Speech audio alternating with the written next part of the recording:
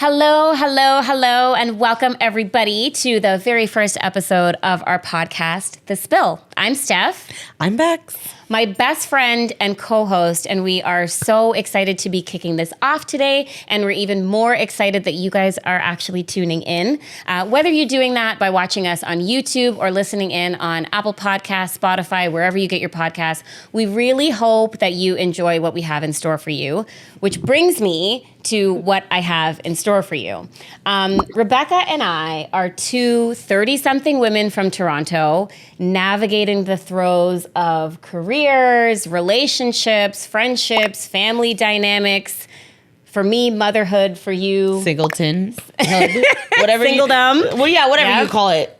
Yep. We are going through a lot all at the same time. And despite the fact that we are the very best of friends, and I love her dearly, we are at very different places in our lives, and we have differing opinions on, like, almost everything. I wouldn't say everything. I would say everything. I wouldn't say everything. I would say like 97% of things. Do you like the color red? We agree on that? No. Okay. I actually hate that color.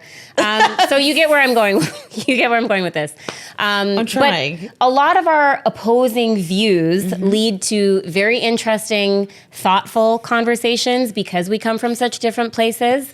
And they lead to some really heated debates. But what I've learned through our small but mighty and very heavily engaged social media following is that what is most liked about the pair of us is the shenanigans and the antics that we get into.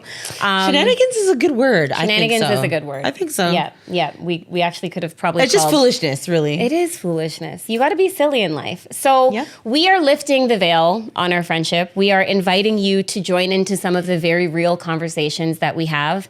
And the format of this podcast is unbelievably simple. We spent a really long time thinking about the best way to bring this to you.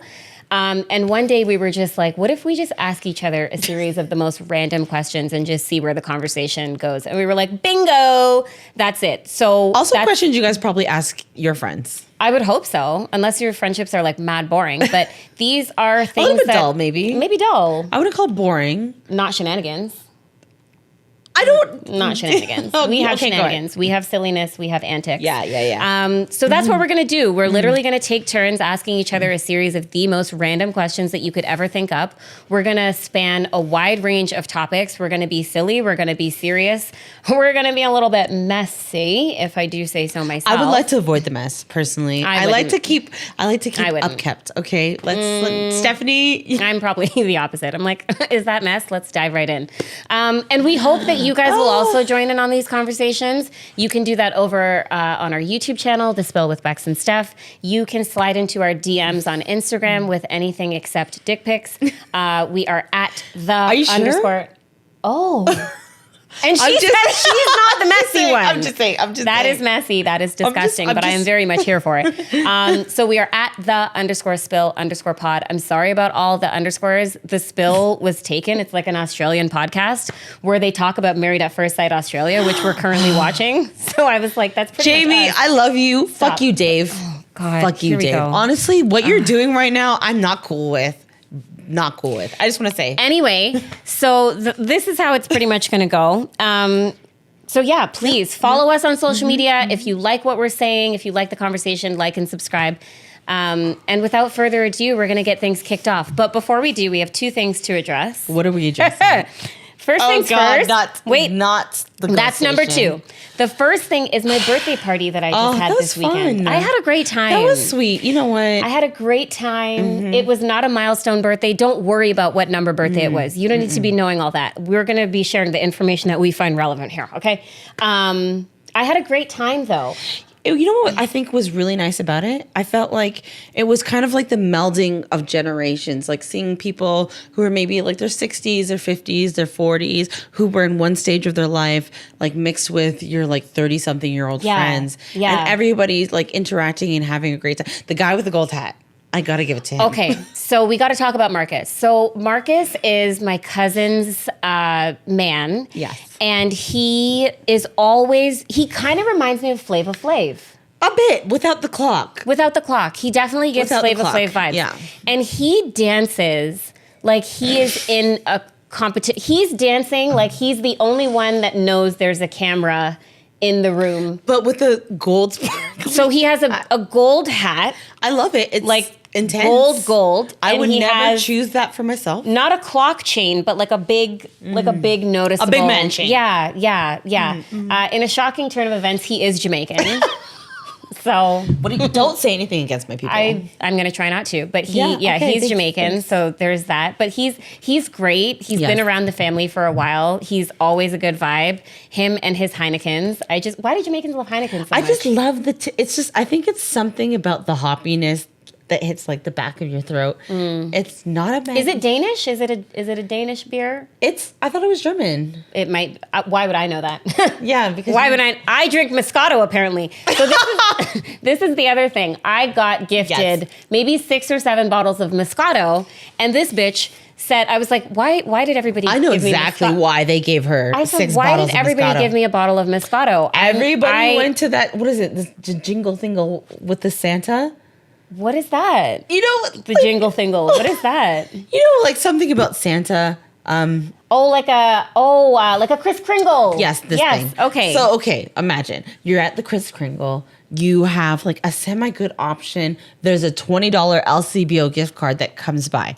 You're running to Stephanie's party. You're like, what do I get her? What do I get her? You open your junk drawer. Got it. And you're like, okay. So she's basically saying that my family is cheap. I'm not saying that. She's saying they're a bunch of broke bitches. They use their $20 gift cards on bottles of Moscato. Yeah. I think on Sunday we actually drank 2 of the bottles. We were making mimosas. No. What? Didn't we? I would say, okay, yes. One was but like you don't admit that. Oh, sorry, I don't know. One of them, so we have a code word for when we need to halt a conversation, and it's fire badge. So if you ever hear us saying fire badge and you're wondering what's going on, just know that we're venturing into unrestricted territory. This is 5 minutes after I said... We're venturing into fire territory. This is 5 minutes after I said there's not going to be a lot that's off limits, and I'm already letting them know that we have prohibited territory. Anyway, the second Nobody said we thing, were professionals at this. So there were 2 things that I realized in watching the videos back from my birthday. One is that I turn into what Rebecca... Shut up.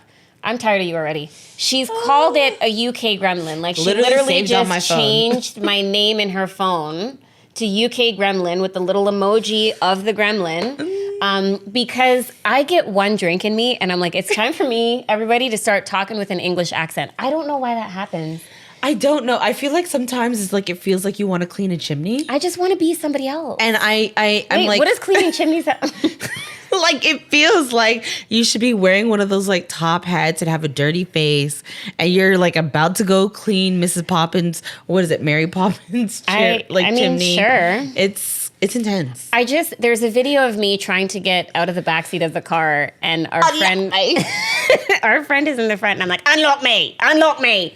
And I'm listening to that video the day after, and I'm like, bitch, what is going on? The second thing that I realized, in watching my speech back, I feel like it was corny. I feel like was it corny?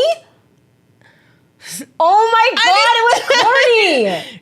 Okay, no, I'm not saying that. I'm just saying... It was corny that I gave a speech at my birthday party. Oh my God, that's so embarrassing. It's not corny to give a speech at your birthday party. Why didn't you grab the mic from me? Why are you just telling me this? It wasn't corny. I'm glad. I felt like it was corny. When I watched it, I was like, bitch, what? Is this a presidential inauguration? Just shut the fuck up. No, I feel like if you're going to have all those people gathering to celebrate you, I understand why you want to address the room. Okay, fair. Right? But I think I could have addressed, like, I don't think it needed to be. But you went in, like, she acted like it was a valedictorian speech. I was like, okay. This is so embarrassing. It's not embarrassing. I appreciate the thought that you put into it, but I did feel like, is she supposed to get a medal at the end of this? That's so embarrassing. I saw the microphone and I was like, give me that. Give me that. Here's my thing. Yeah. In life, I'm trying to overcompensate for the fact that there's a lot of men out there with microphones, and we need more vaginas behind microphones. So if I see a microphone, I'm going to grab it. There's been a real vagina movement since at least the early 2000s. Well, you're on the side of men all the time, which is, again, something that will... Yeah, you are. I am not. You are. And you guys are going to learn that through our podcast. Anyway, moving on. So we're going to get started with our first question. Beks, are you ready? Yes. Okay. Our first question is... Tell me. Ooh, this is juicy. If you had to ascribe your Yes. cultural whiteness and blackness, a percentage, what would the percentage be? And just for context, for people that are listening and maybe don't know, Rebecca and I are two biracials, okay? Living in Toronto, we have black dads, white mothers. I can hear people booing us already. With the quintessential, like, short hair. Oh my God. My mom doesn't have the typical But she does white have girl a, that like, married she a does black have man. a short woman No, haircut. you know what I respect about my mom the most? Yeah. If I saw her in the grocery store, I would assume that she's married to a 65-year-old white man named Phil. I have always said that about my mom. Not She does not gel down her necessarily. baby hairs. She does not wear bamboo earrings. Her children aren't named like Nevaeh, Elijah, Michaela, you know, like those, Yeah. those, Lord. Anyway, percentage, cultural whiteness and blackness, go. I think it my God, genuinely we are going to hell. depends on where I am, where I'm going. Like, am I amongst a white crowd or am I amongst a black crowd? Like, in my ski club, I would say I'm the blackest person there, 100%. Are there black people in your ski club? There's one that I've ever seen on one bus trip. And when I was like staring at her, like, you know, like when you see a blue jay in the wild and you're like, oh my God. I've never seen a blue jay in the wild. Oh for my sure. God. Especially if you go up north, like the forests are filled with blue jays. It's absolutely beautiful. I wouldn't know that. Yeah. Okay. I don't go because there. she doesn't camp. But like there was one black girl that I saw. Okay. I'm pretty sure she was African because she was speaking French. Okay. I would say for my black friends, because I ski and I camp, I am 0%. So, okay, it's interesting that you say that because, to be honest, in our friendship, I have always viewed myself as being inherently more black than you. Yeah. Because you have very white hobbies. You do. ski, you have your fire badge, you do... I love a good hike in the nature. Yeah, like you do like very like white people shit. I would say Canadian things. White, Canadian. sure, if you say so.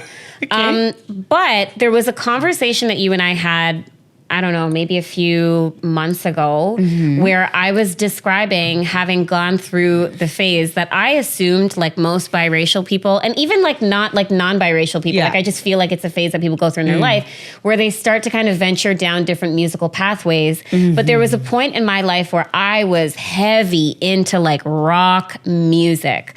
I had like AC/DC shirts. I was listening to like very white music. And this is like besides the fact that rock is originally black, totally understand that. But I went through a phase where I really, I think, denied a lot of my blackness. I've thought a lot about why that happened. And I think what it comes down to is the fact that between the ages of 4 and 15, I spent every single weekend of every single summer in Peterborough, Ontario, which you should know. What are you because- doing out in Peterborough on the 115? So I'll tell the 35 115. Right. So my parents, we used to live next to a Filipino family, and Yes. Filipinos love to camp. Oh, and they yes, said, they "Come do. camping with us one And weekend." they have the most food when you go. Oh, so much food. You will literally never go hungry. You if will not be May, hungry. This is a shout out to you, May. Who's May? That is my cousin's husband's mother, aka my brother's ex-girlfriend's mother. It's messy. And But you said you didn't like mess. Anyway, so I spent a lot of my summers going to Peterborough. We had a trailer up there, and I hate saying trailer park because the connotation surrounding that is like I feel like that's an urban connotation. I feel is. like If- rural people, if you say they trailer park, they don't. understand. Yeah, they right. don't- Like they don't these do were that. 40-foot trailers with Yeah. tip outs and full like luxury bathrooms. There were cottages. Also, a lot of people had really nice boats. We had fishing derbies. Like it was a really beautiful place to spend time. But we were the only black family there. And I think when you're a kid, it's very natural to not want to stand out too much. And so I really leaned into my white side, especially as I got older and like, you know, you're starting to talk to boys. They only wanted to talk to like the blonde haired, blue eyed, like big TV On the girl. trailer park? You're talking to the boys on the trailer park? I was. What do they look like? Tell me. Okay, so there was one guy named Aaron who actually looked like Leif Garrett. I don't know if you know. Why would I don't know think who the fuck anybody, Leif Garrett because you is? have a fire badge. I don't That's know why who you Leif would know who Garrett Leif is. Garrett I is. don't know who Leif Anyway, Garrett is. he's like a 70s, like, I guess he was like a TV star. Okay. But a really good looking guy. I had a huge crush on him. I Yeah. was really good friends with his sister. But, you know, all of the guys there, they didn't, it's like the one drop rule. They were coming from places like Curtis and Bowmanville, which even now are still pretty white, but back then in like the early 2000s, were like, they were uber white. Right. Yeah, so they're my looking cousin's from Bowmanville. Holla at your Bowmanville bitches. Alyssa, you know who you are. Anyway, so yeah, it wasn't until I stopped going camping and I kind of stayed local in Toronto that I think started to just reconcile with my identity a little bit more and kind of come back to the middle. I will also say that I took an African history course taught by this amazing teacher named Miss Charles, who really helped me develop an understanding for my identity.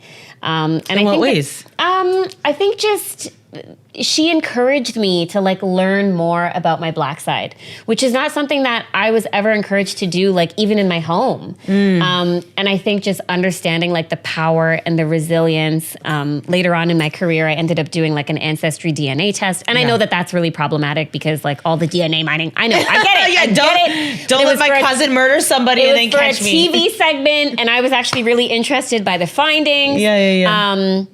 So yeah, I've just kind of been, like really understanding more about who I am. But I will say, I think the beautiful thing to have come out of all of that is understanding that two things can be true at once. Yeah.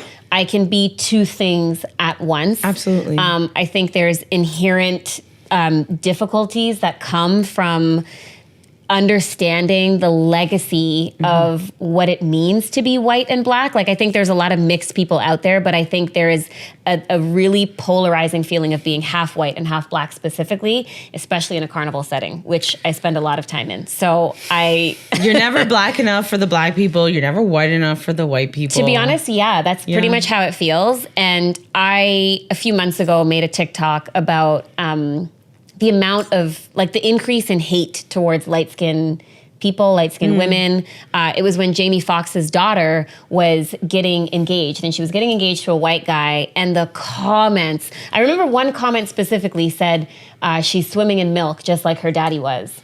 And I was like, that is so unnecessary. Can we all just calm down? Like, so unnecessary. You love who you love. Yeah, damn, absolutely. Crazy. I think race and especially as a biracial person, what you engage in is very dependent on your setting.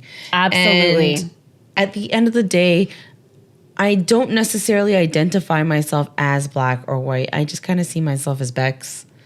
And that's interesting. I am influenced heavily. Like, I grew up in a predominantly Jamaican household where, like, Jamaicans ruled the world. Like, that, I don't know what else to say other than, like, it not was not my world, but it was like I wasn't very in touch with my white side growing up. So it was always like, you're the white person in the Black family. I always felt like, you are specifically the white person that is in this Jamaican household. And it was very clear to me that, like, I'm kind of too white for a regular Jamaican or, like, the predominantly Black school that I grew up in.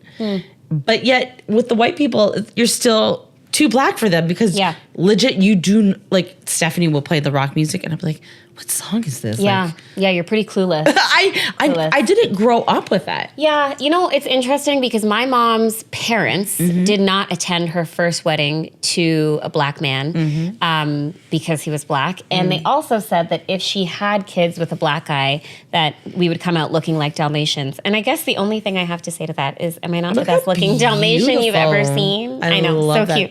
If that's a Dalmatian skin tone, I'll take it. That's it, girl. You ready for question number 2? Totally. Okay. All right. Here you go. I have my phone here. You can look at that. All right.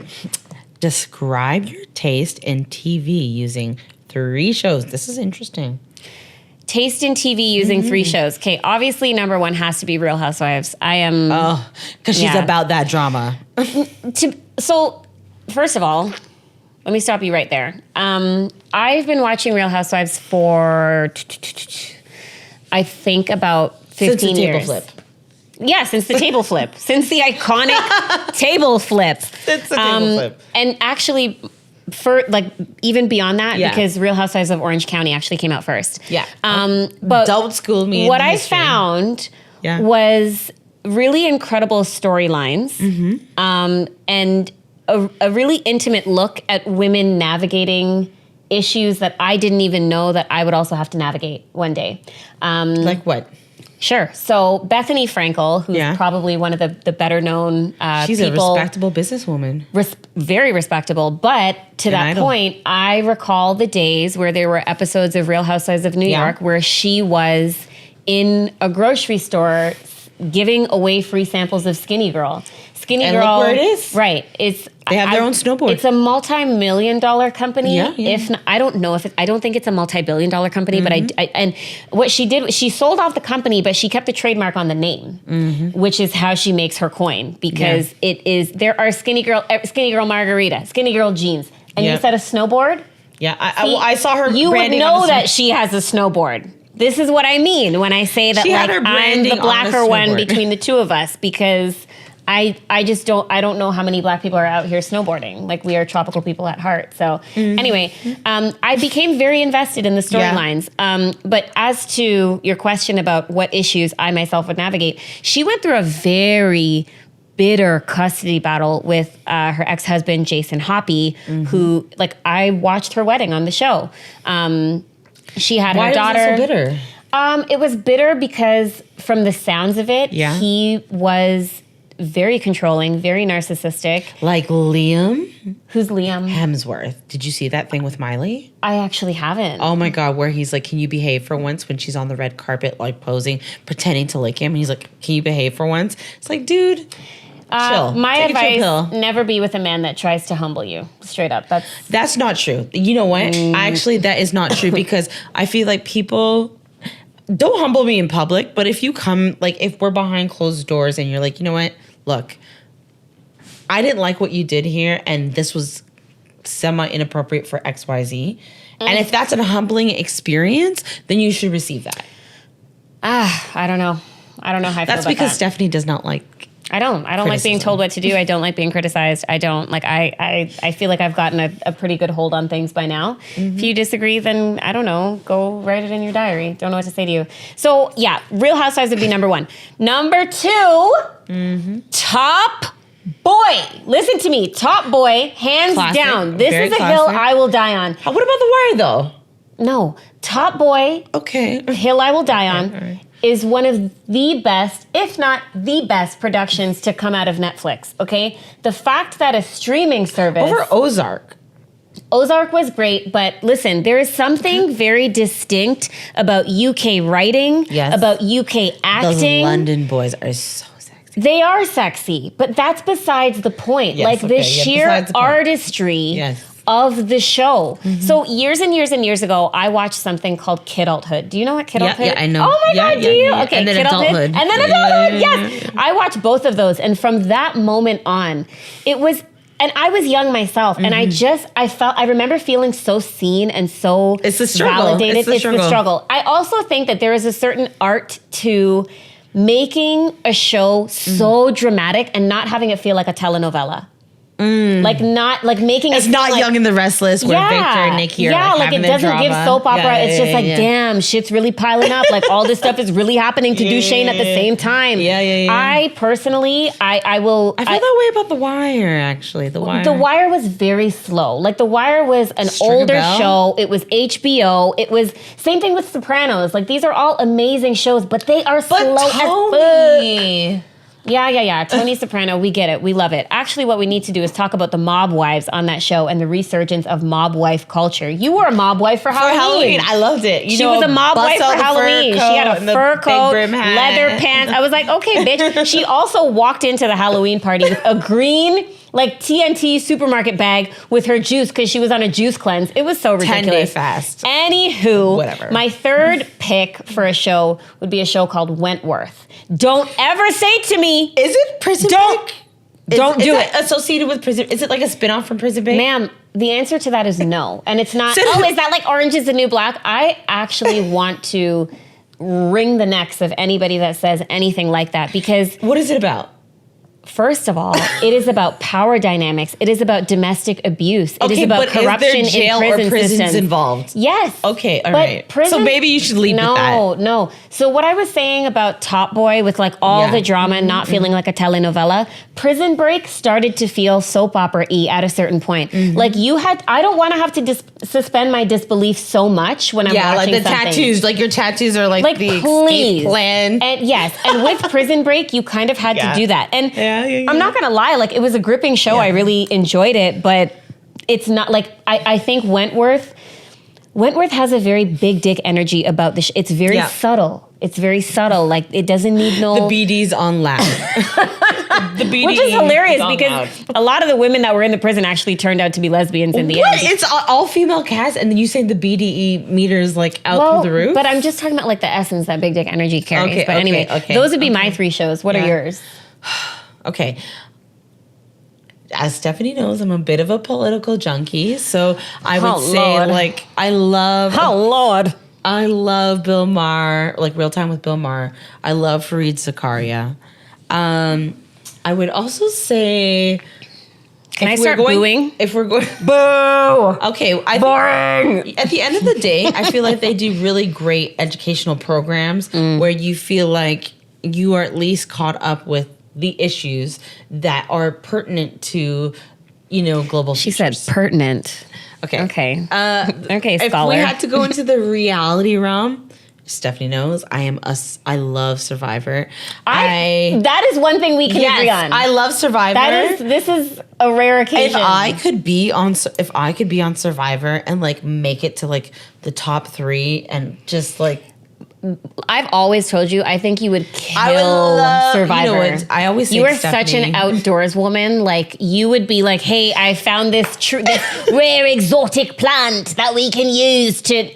You'd be like doctoring people's injuries. Poison ivy, don't worry, got you. Like you just know things. Like if I were to ever be, which would be my worst nightmare, to be like lost in the wilderness. I would just tell Stephanie. I would want nobody else by my side. If you weren't there, I would honestly just hope for a bear to come and eat me. Eat me, kill me, take me away. You know what though? If me. the bear was chasing us, I'd be like, what, Stephanie, since you don't want to be here, can you sacrifice yourself and I'm gonna go like run in my and like live in apocalypse. Stephanie doesn't want to live in the apocalypse. I already have a plan for my nuclear winter. I've already decided that like if an apocalypse comes, if the zombies come, like just take me, okay? I don't have an underground bunker set up.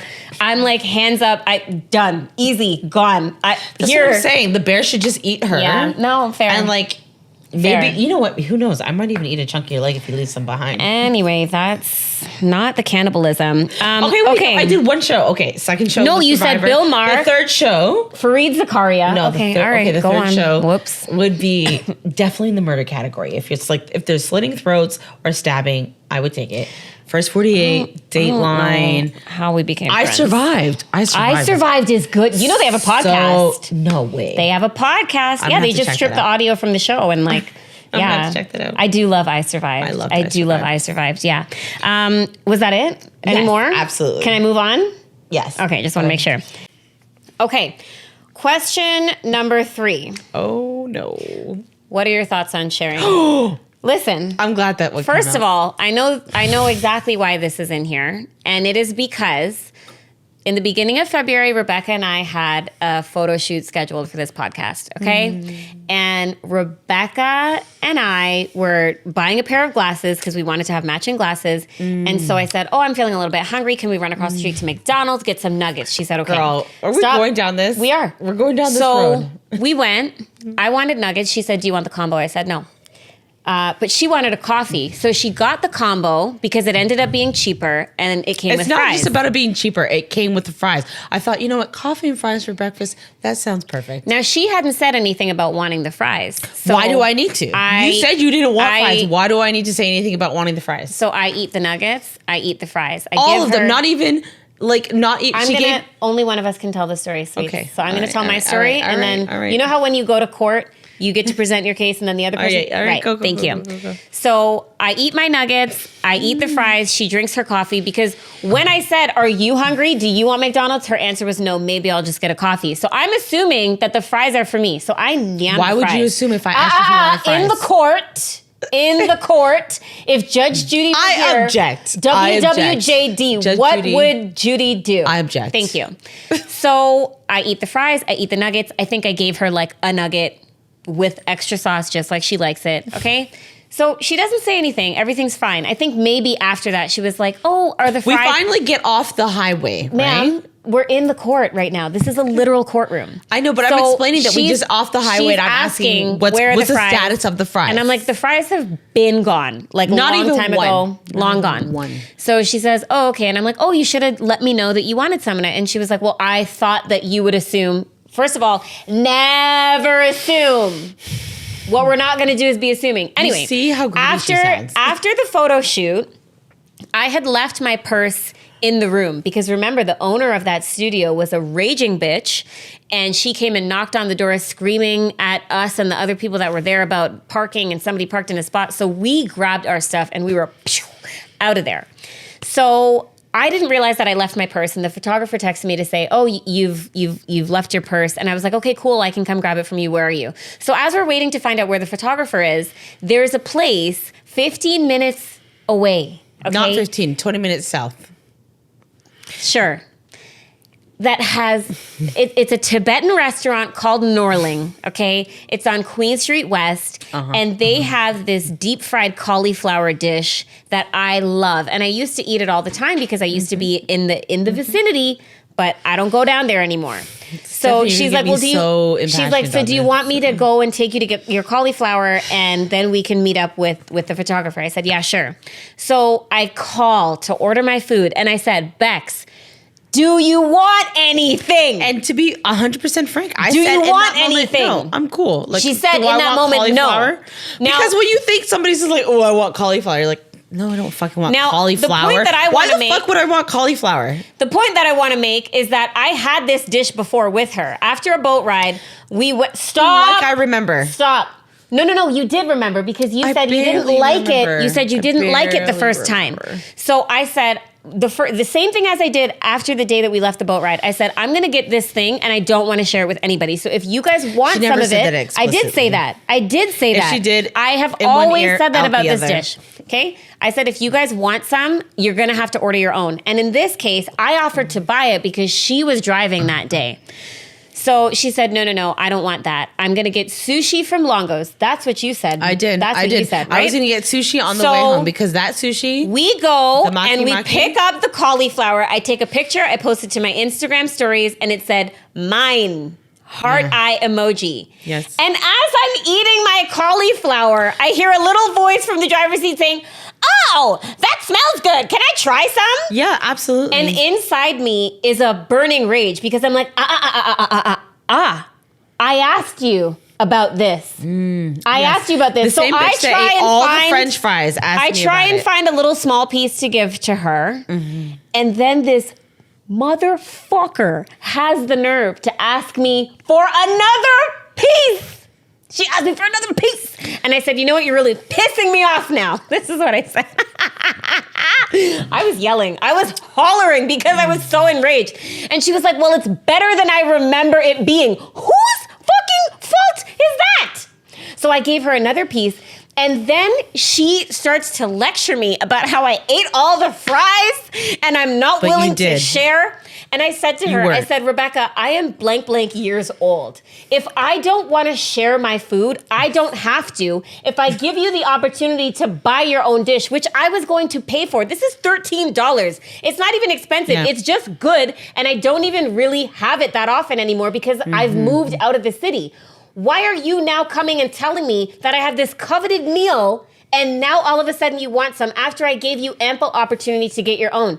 And she basically started to shame me because I wasn't willing to share. I don't like, but my perspective hasn't changed on it. And neither has mine. Okay. So we were just talking about Real Housewives, right? When I watch Real Housewives, there are women who refuse to fly coach. So they'll pay the extra money to get their own flight ticket so that they can fly business or first class. There's women who refuse to share hotel rooms with the other cast ladies. So they'll pay extra to get their own private room.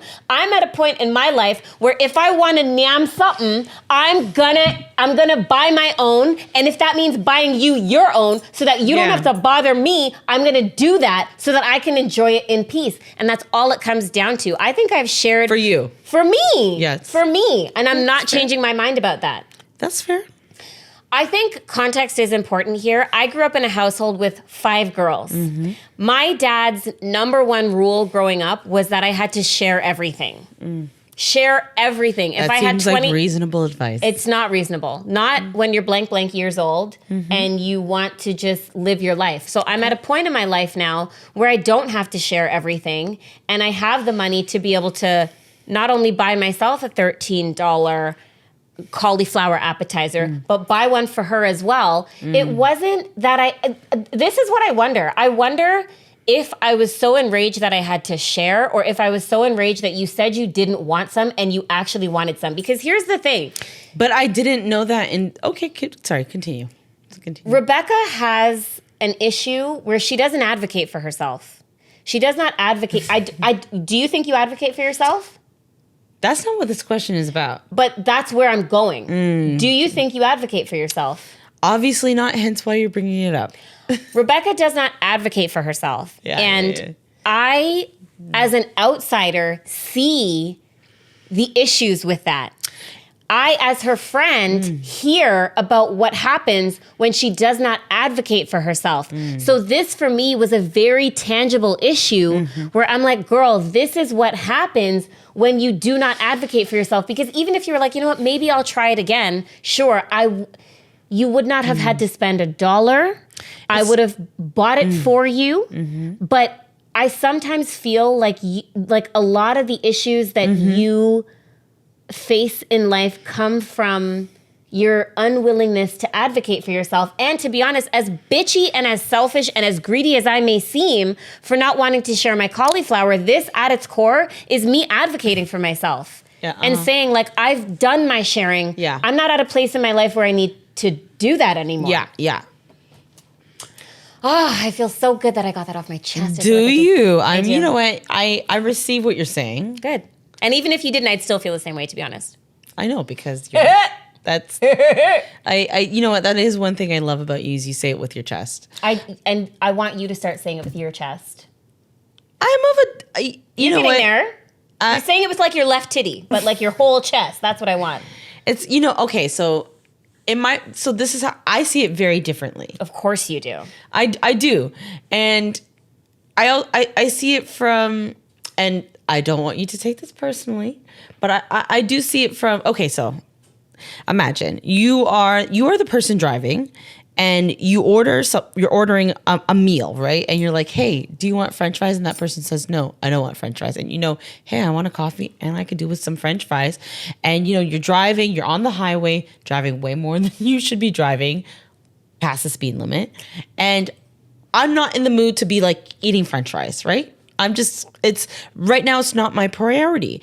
And when I finally clue into, oh wow, I think that grumbling in my stomach is me being hungry. I turn over and I say, hey, can I have some French fries? And she's like, bitch, you never, gone. They're done. They're gone. And I'm like, okay, well, like, you woke up together. I didn't eat breakfast. We didn't wake up together. You never slept over at my house that day. But you called me the second I woke up, and I told you I was like to make sure that you were on time, because you're never on time. Okay, I have time blindness. Okay, she does. It's a legitimate disease. Yep. But Stevie Wonder.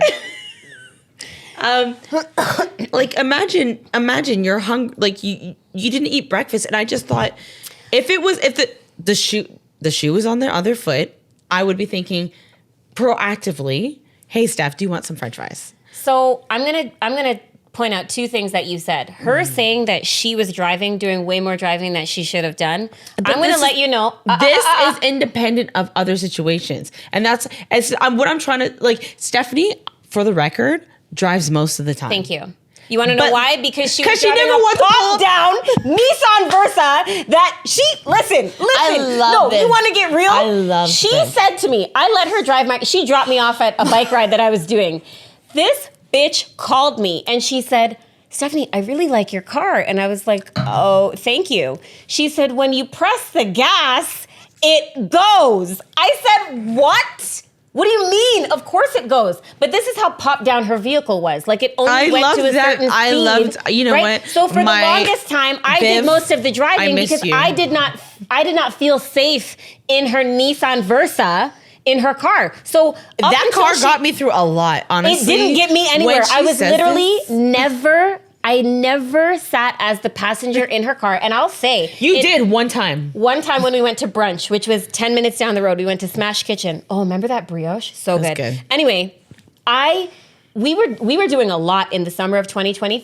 Mm-hmm. We were driving incessantly down to the boat, and I drove every single time because the other girl that we drove with didn't drive on the highways, and I was not going to be caught dead in Rebecca's car. Go past 401 in Victoria Park. I know. I just thought to myself, girl. Calm down, because she's going to listen to this. I love it. I love her. I love her too. Sweetest, I love her too. Kindest, sweetest person. So but you not driving past Victoria Park in 401 is a problem. But Rebecca's point about, I was doing way more driving than... No. You're in debt. You're indebted to me for all the driving that I did in 2023. I think, the thing is what I'm trying to say is, in that moment, I was preoccupied with getting us to the destination I can eat and drive at the same time, so I can't relate to that. That's something that you might not relate to, but Fair. At the end of the day, okay, so I don't get any of the French fries. I just drink the coffee, right? She gives me the one nugget with the sauce on it, and that I am grateful for. One nugget for the day, fine, okay, whatever. 3 or 4 o'clock rolls around, and I'm hungry, but I'm not thinking, oh fuck, I want the Tibetan cauliflower. Like that's the last thing I'm thinking in my head. We're not hating on the Tibetan cauliflower. There will be no Tibetan cauliflower sander over here, please. So we went to go pick up the Tibetan cauliflower, and honestly, it wasn't until the smell hit me in the car that I realized that she smelled good. I was marving. I was so hungry, and I thought, okay, let me ask for one piece. One piece goes by. I ask for a second piece. Second piece goes by. When I go to the third piece, I have never seen somebody get so angry. Yeah, absolutely. And I thought to myself, the audacity. And I stand by that. As somebody who ate all the French fries, to not even think, hey, you know what, Rebecca, maybe you might need a little bit more food. And so here's the second thing that I want to point out. She initially said, well, she never said that she wanted French fries. Does everybody remember when you she never said that? You wanted. I asked you about Rebecca, when the order. This is the point that I'm making. I never said I wanted French fries. You never said you wanted cauliflower. So why would I be giving you cauliflower when you never said? And I asked but you. But the difference is you ate the French fries. And, listen to me. You also ate the cauliflower. Rebecca, you are expecting me. Listen, I mind the hunger of my child who is 7 years old, who I want to make sure has eaten enough. You, as my blank year old best friend, I am not minding your hunger. It's not about that. You were just talking about how you did a 10-day fast and you felt amazing. But it's not about that. Listen, it's not about respectfully, that. Okay. It is not my job to make sure that you have eaten enough, that you've drank. That's not my job. You need to advocate for yourself, okay? And if that means saying, I'm gonna actually get the combo and order the French fries and I'm gonna eat the French fries, don't fucking eat one of them, done. I didn't think I had to explicitly say Rebecca, that to you. You not thinking that you have to explicitly do this or explicitly do that is assumption. And when you assume, you make an ass out of you and me. But what I'm trying So that's how I feel about that. I think you need to do a better job of advocating for yourself. Could I be more generous? Yes, but am I at a place in my life where I'm willing to do that? Not when it comes to certain things. Certainly not when it comes to my Tibetan cauliflower. But it's not about that, Stephanie. So what is it about? I think what it is like if somebody, I don't care if you didn't advocate for yourself, if you were to tell me, hey, you know what? I'm hungry, and if I don't eat something, I'm not going to feel the greatest. I would give you, like, if it was my last piece of bread, my last piece of bread. And you are not the same way. I'm not the same way. You want to know why? I don't care why. What I'm trying to say to you is that at the end of the day, for me, what's important is knowing that regardless of the situation, the other person around me is comfortable. And you don't agree with that. Because I'm placing my faith in the fact that they are going to let me know whether they are comfortable or uncomfortable. But and maybe I it feel takes some time to decide. that has nothing to do with me. Respectfully, that ain't got shit to do with I and I. And that's just what it comes down to. So we're going to shake on this. Love you. But if you're hungry, you got to deal with that on your own, girl. Yeah. You got to let me know that you want some cauliflower. Anyway, next question. You ready? Yeah. Okay, that's what it is. Number 4 right there. What's the next big goal you're trying to work on? Oh, do you want to answer this first? I know what I'm working on. Go first. Go. Tell me. So it's not a big goal because, to be honest, Yeah. the big goal that I was working on was this podcast. Okay. And I want to thank you for, listen, in truth, Rebecca was very, I think, apprehensive to doing this, I think. Rebecca has an issue seeing her inherent value. And I think a lot of that has to do with the fact that she doesn't have social media. I think a lot of people are quick to shit on social media and how it can ruin your mental health and be detrimental to, but in a way, it can also validate you. I know for a fact that I would not have the confidence that I have. I wouldn't feel as comfortable being myself as I do if it were not for people that were like, you know what? I love your sense of humor. I think you're crazy and psychotic, but I love it. I never want to miss one of your stories. And I think Rebecca not having that same validation, but me getting the validation because people come to me in my inbox and they say, hey, tell your friend Beks that I love her sense of humor. Tell your friend Beks that I think what she said about this was very insightful. I'm getting that like extra vision into her value, which I already believed in regardless of these people's feedback. She's not getting that. So when I'm telling her like, hey, we should start a podcast, that's not me yanking an idea out of my arse. It's me being told. A bit. She is a bit. Maybe. It's me being told by people like, hey, you guys should start a podcast. Like I love following along in your antics. So Rebecca just, again, she has a hard time advocating for herself. She has a hard time seeing her value. And I, as her best friend, just want to be like, girl, wake up. Like, you are that bitch. Like, you are that girl. I think we have different ideas what advocacy is. Maybe.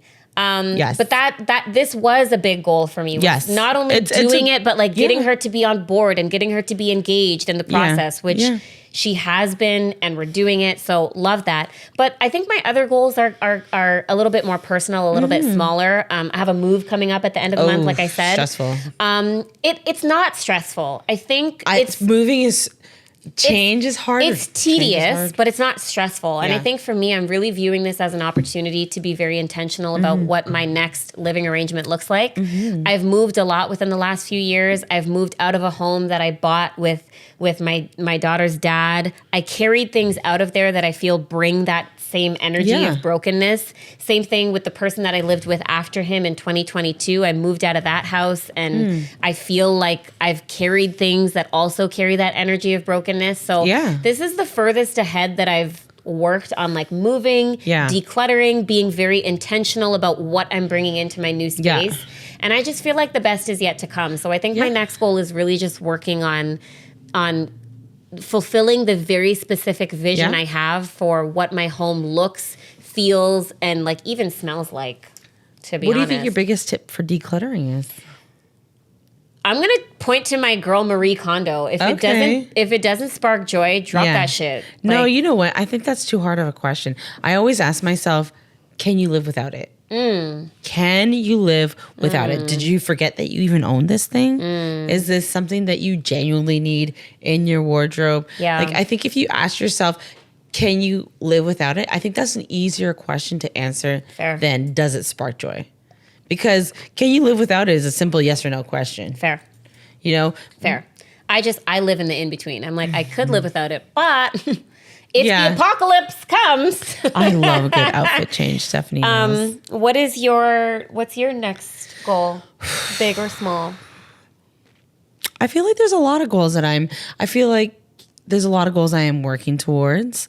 Goal 1 is getting to step 8 in the ski of my club. ski school. Yeah. So I would love to. She's actually missing a panel that I'm moderating this coming Sunday because she wants to try and get to level 8. I do, because my ultimate goal my is to go God. helicopter skiing, and I will one day, and I can't slow down the group, aka I need to be a level 9.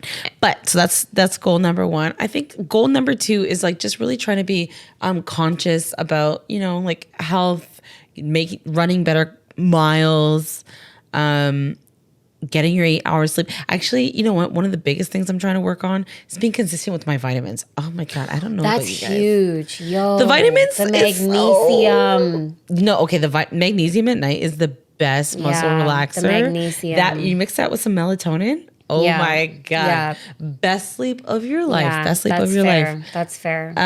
Yeah, I think I'm just, you know what? I think my goals are very much centered around being a better adult. Like maybe, because I feel like as a single woman, it's kind of hard to make that adjustment from, like, for example, my sister, she has 2 kids. She wakes up on time. She books her appointments. She goes to her appointments. She like makes dinner. She's a superstar. And I think she does it because she has that pressure of being great. She has people who rely on her. As a single female, I feel like the only person you kind of rely on is yourself, and your only goal setting is set by yourself, and therefore it's only up to you to challenge yourself. Like if you don't have a partner to say to you, hey, I feel like you're lacking in this, you need to kind of self-evaluate yourself and think about, where do I want to see myself in the next year? So that's why I actually really appreciate friendships like this, because it's really hard to find somebody who's willing to point to maybe your faults and the things that you don't see, because you don't know what you don't know, and you won't know until somebody tells you, right? And sometimes them telling you could be a very confronting experience, but actually sitting there and hearing what they're saying, and you don't always have to take it for truth or agree with them. Like, for example, on the sharing thing, I don't know if I necessarily 100% agree with you, but I can understand your boundaries upon, as somebody who's grown up sharing. I also grew up sharing. I have 4 siblings. You both come from households of 5 people. So imagine both Black dads, white moms, 5 siblings. Yes. Well, 4 siblings, but like 5 in total. And then also the name thing. So I have a sister named Alicia and Ashley, Mine's and she Delisha has sisters named and Asha. Delisha and Asha. Like, hello. No wonder we're besties. High five. I love you, babe. What I will say about Rebecca in terms of, it's interesting to hear you say that you don't feel like you have people holding you to account, because I think you actually, one of the things that I admire most about you is that you hold yourself to account. Well, then you have to, as Every a single single female. day for the last X amount of years, Rebecca has walked 10,000 steps every single day. What are we at today? 10,000 steps. 15,270 every single day. Like, we'll be sitting at home on my patio drinking wine, and she will start marching on the spot to hit 10,000 steps. Rebecca is an avid cyclist. She cycles to work from home in Scarborough to work downtown. 26 kilometers each way. And even if that means saying, you know what, Stephanie, I would love to come to your panel, but I actually want to make it to level 8. So again, I think that this is proof of not only how amazing you are, but also you do not give yourself enough credit, Rebecca. Okay, but it's not about giving yourself credit. I think it's actually about being tough on yourself. I think I could easily sit there and be like, oh, you've done this and you've done that. And I feel like the second you think that you've hit a goal, you'll realize that that's not it. There's always another iteration of yourself that you can strive towards. And it should never be about hitting a goal. It should just be about kind of improving. Yeah, and see, for me, I disagree, because like the Ride to Conquer, for example, I did a charity bike ride last year. I did that. I'm probably never going to do it again because I did it. Like, I don't need to do it again. I did it. I came, I saw, I conquered, and that's that for me. But knowing Rebecca, okay, so here's an actual. I said to Rebecca, I was like, hey, you want to do this bike ride with me? And she was like, okay, like, how much do you have to raise? I said, you got to raise $2,500.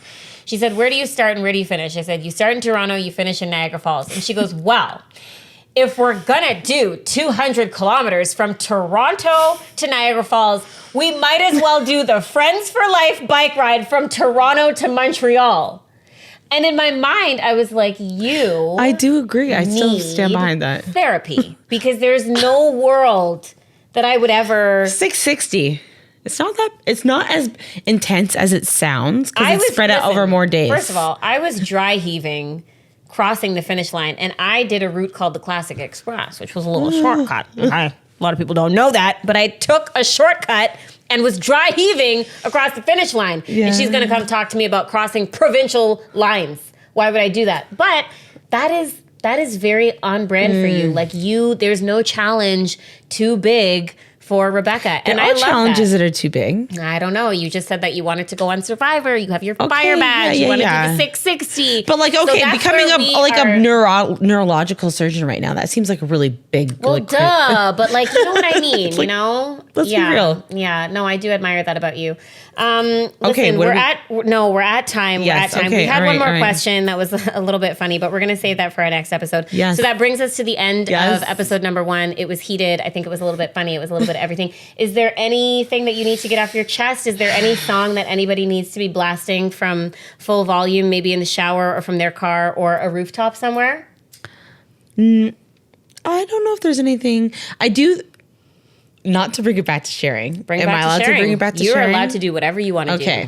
Not changing my mind on shit. I'm not changing her mind on any. I'm not here to change her mind on anything. I think all I want to say to the public is things, they're expendable and you don't take them with you when you die. And in the moment of wanting something, I think being kind to other people and how they're feeling in their circumstances is a value. I'm going to go ahead and say, if you are eating something that you really enjoy, don't share that with anybody. That's fair. Just enjoy that for yourself. You don't need to be a hero. Don't be a hero. They can get their own. They'll survive. Everyone's going to be okay. We're all adults. We can all advocate for ourselves. Fair enough. And the last thing that I'll say is everybody can go ahead and listen to Hanging by a Moment. You know what? Yes, I feel like that was one of the rock songs that was just like such a good rock. Yeah, is you great. said that. Yeah, but you said, "Oh, what's this rock song?" You knew that rock song though. I knew exactly it because you're white and because you have a fire badge and because. But I only heard that started listening to that song maybe 3 years ago. That's crazy. You are late to the party. I heard what was that song? Ocean Avenue. Yeah, by Yellow Card. Yes, I learned that song this year. Oh, such a good song. I'm telling you. Listen, if there's anything I learned in my white days, it is that, listen, the white people have some things to say, okay? Of course they do. Yeah. I think everybody who's worth their salt. Remember that song by Hoobastank? The reason they should have never called themselves Hoobastank. They set themselves up. I thought you were going to say Hootie and the Gang, or is that no what Hootie and the Blowfish? And that's a black man. That's a black man. That's Darius Rucker. Is that Darius Rucker? That's Darius Rucker. No. Yes, ma'am. No, really? Yep, that's him. Hootie and the Blowfish. Darius. I didn't know you're the lead singer. Stupid name. Another dumb. What was the guy who was drumming with the long blonde hair? Who's that? I don't know. Darius Rucker's the guy that was drumming with the long blonde hair. Most people drumming don't have long blonde hair. Please. I don't know. Come on. I don't know. Come on. Am I supposed to know? Anyway, that was so much fun. Okay, thanks everybody. Love you. Okay. And we'll please see you subscribe next week. Or follow. Yeah, subscribe, follow, slide into our DMs. Anything but dick pics, guys. Anything but dick pics. But I think Rebecca said that she might actually be interested in the dick pics, so I don't know. No, you know what? Trigger warning. I fell down the stairs today. Oh my God, guys. No, please. Oh my God. I love these dogs. Listen to me. Look at this scuff. There's a chunk. There's literally a chunk. An entire chunk of leather missing from this Doc Marten because... Can you just tell us about the fall before we go, please? Oh because my gosh. I want to... Okay, so Stephanie, I'm the worst. Let me just preface this. I'm the worst texter that you'll ever meet. you really just leave don't that just there, don't text me if you want to talk to me. Like, just don't even bother. So Stephanie had a group chat going, and You're gonna tell them what we were talking about? and no, I'm not gonna tell them what we're talking. Okay, thank God. We're having we're recapping the great time that we had at her birthday party. Yes. And UK Gremlins.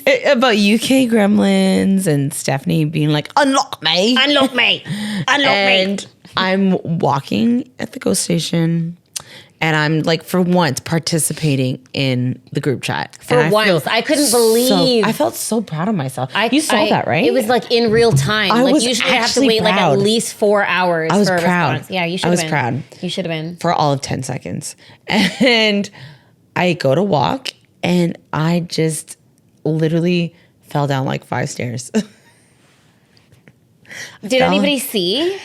There's this hot black guy. Oh my God. And when I tell you, like, he like looked me like dead in the eye.